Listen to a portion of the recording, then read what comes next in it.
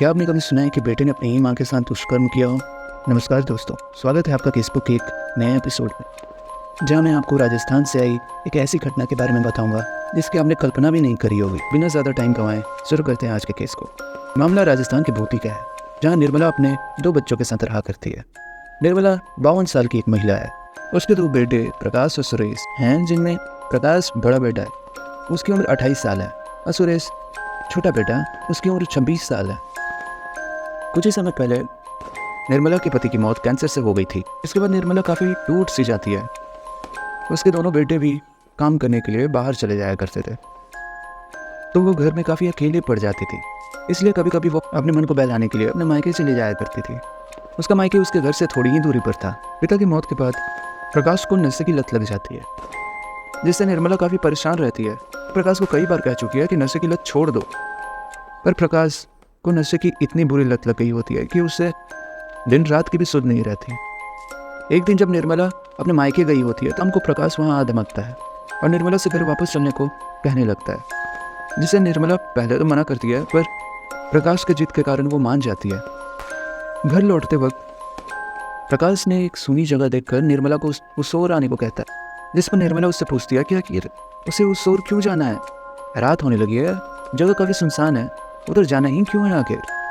पर प्रकाश निर्मला की एक नहीं सुनता। वो उसे उधर खींच के ले जाने लगता है, जिस पर निर्मला जब उसे मना करती है तो वो उसे काफ़ी मारता है। फिर सुनसान जगह पर जाने के बाद वो निर्मला के साथ दुष्कर्म करने लगता है। निर्मला चिल्लाती है, बिलखती है, कि उससे कहती है कि मैं तेरी माँ हूँ, मैंने तुझे जन्म दिया है, और ये क्या कर रहा है तू मेरे साथ। पर प्रकाश तो नशे में धुत था।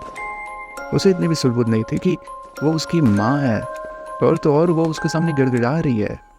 प्रकाश ने बिना कुछ सोचे समझे अपनी माँ के साथ ही दुष्कर्म करने लगा। निर्मला चिल्लाती रही, गिड़गिड़ाती रही, पर वो एक नहीं सुना। लगभग 1 घंटे तक चले इस घिनौने कांड के बाद प्रकाश वहाँ से चला जाता है। निर्मला भी जैसे तैसे घर पहुँचती है और एक कमरे में जाकर खुद को बंद कर लेती है। वहाँ वो काफ़ी देर रोती है। कुछ ही समय में वहाँ सुरेश आ जाता है। वो अपने माँ को कमरे में बंद देख परेशान हो जाता है। वो दरवाज़ा ज़ोर ज़ोर से पीटता है और अपनी माँ से कहने लगता है कि दरवाज़ा खोलो माँ, आखिर हुआ क्या है। और जब निर्मला ने दरवाज़ा खोला तो सुरेश उसे देख हैरान हो जाता है।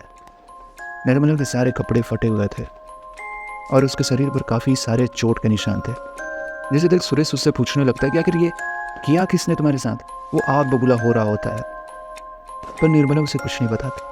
वो उससे कहती है कि उसे पुलिस के पास जाना है। यह सुन सुरेश उसे पुलिस के पास लेके जाता है, और जब निर्मला ने पुलिस के सामने अपने साथ हुए उस दरिंदगी के बारे में बताती है तो सब हैरान हो जाते हैं। सब सोचने पर मजबूर हो जाते हैं कि कैसे कोई बेटा अपनी ही माँ के साथ दुष्कर्म कर सकता है। सुरेश गुस्से के मारे अपने बड़े भाई की हत्या कर देना चाहता है, पर सब उसे समझाते हैं कि कानून का सहारा लेना ही सबसे ज़्यादा सही रहेगा।